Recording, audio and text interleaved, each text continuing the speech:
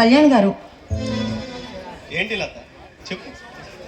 ఏం లేదు, మీరు ఎప్పుడు ఇలానే తాగుతూనే ఉంటారా? ఇది నాకు మత్తునిస్తుంది లత. ఇది లేకపోతే నేను ఉండలేను. కావచ్చు, కానీ మీరు ఇలా డైలీ తాగడం నాకేమాత్రం నచ్చడం లేదు. డైలీ తాగకుండా నేను ఉండలేను లత. అలా ఎందుకు అనుకుంటున్నారు? మీరు చాలా మంచివారు, చాలా మంచి వ్యక్తిత్వం మీది. సో అందరూ కూడా మిమ్మల్ని తప్పుగా మాట్లాడుతుంటే నేను భరించలేకపోతున్నాను. చూడు లత, ఎవరో ఏదో అన్నారని నన్ను మందు మానేయమన్నావు, కరెక్ట్ కాదు లత. అబ్బా, దయచేసి ఆ మందు మానేస్తారా లేదా? నెవర్. నేనైతే ఈ మందు మానలేను. లేదు, మానేయాలి. మిమ్మల్ని సార్ మానేసేయండి. లత, నో.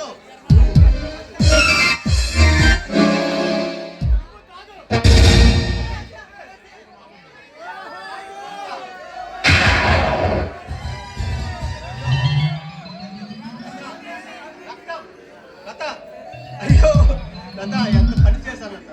లత, సారీ లత, అనుకోకుండా జరిగింది లత. ఏయ్, తాగురా తాగు. రోజు నువ్వు తాగే మద్యంలా ఎర్రగానే ఉందిగా. నువ్వు ఓన్లీ మద్యం మాత్రమే తాగుతావు అనుకున్నాను. మనుషులు రక్తం కూడా తాగుతావని ఇప్పుడు అర్థమైంది. ఏ మిస్టర్, ఎవరు నువ్వు? అసలు ఏం జరిగిందో తెలుసుకోకుండా ఎందుకంత కోపడుతున్నావు? ఏయ్, నోరు మూయ్. ఇంకో మాట మాట్లాడావంటే చెంప చెల్లుమంటుంది.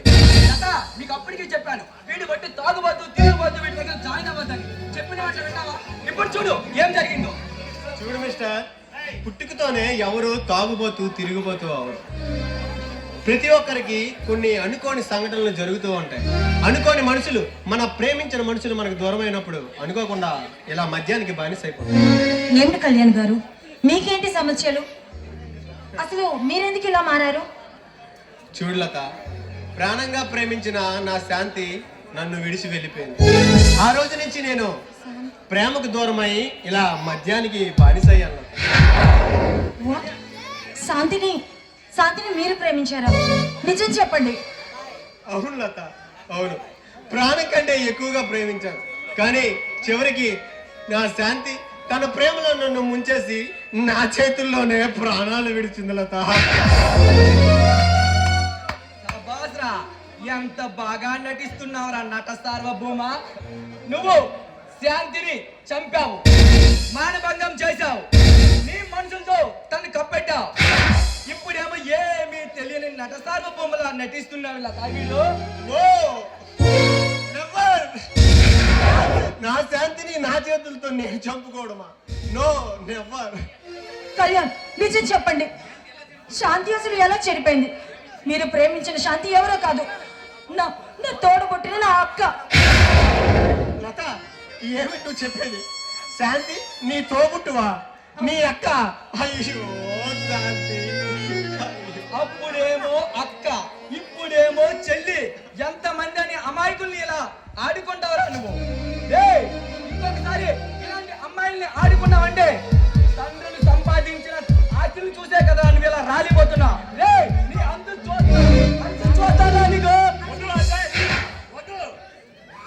చూడు అజయ్, ఒకరి గురించి ఒకరి బయోడేటా గురించి తెలుసుకునేటప్పుడు అజయ్ ఎలాంటి వాడు ముందుగా తెలుసుకో. అతను వారం చదువుకొని డాక్టర్లు సంపాదించి ఎన్నో మేధాశక్తులు సంపాదించుకున్నాడు. అంతేకాకుండా ఎంతో మంది పేద ప్రజలకు ఉద్యోగాలు ఇచ్చి వారిని జీవితంలో ఒక దైవంగా నిలుచుకున్నాడు.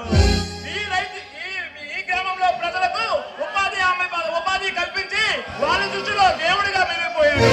ఆకలితో ఆలోచిస్తున్న ప్రజలకు అన్నం పెట్టి దేవుడిగా మిగిలాడు.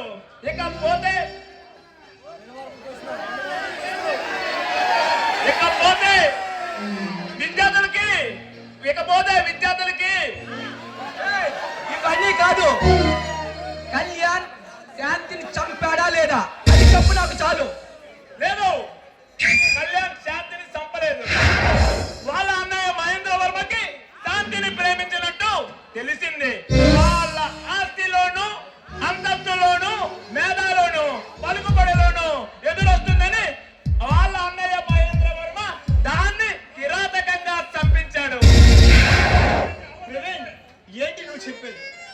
నేను ప్రేమించిన శాంతిని చంపేసింది నా అన్నయ్య. అవును అన్నయ్య, కళ్యాణ్, ఎంత పని చేసావు అన్నయ్య. అయ్యో. అవును కళ్యాణ్, నీ శాంతిని చంపింది మీ అన్నయ్య మహేంద్ర వర్మ. దానిని చంపింది కిరాతక గోండాలను. వాళ్ళను పట్టించుకుంటే వాళ్ళని కోర్టు ముందు నిలబెట్టగలం. Sorry Kalyan, sorry. నిన్ను చాలా తప్పుగా అర్థం చేసుకున్నాను. నిన్ను తిట్టాను, సహించావు, కొట్టాను, భరించావు.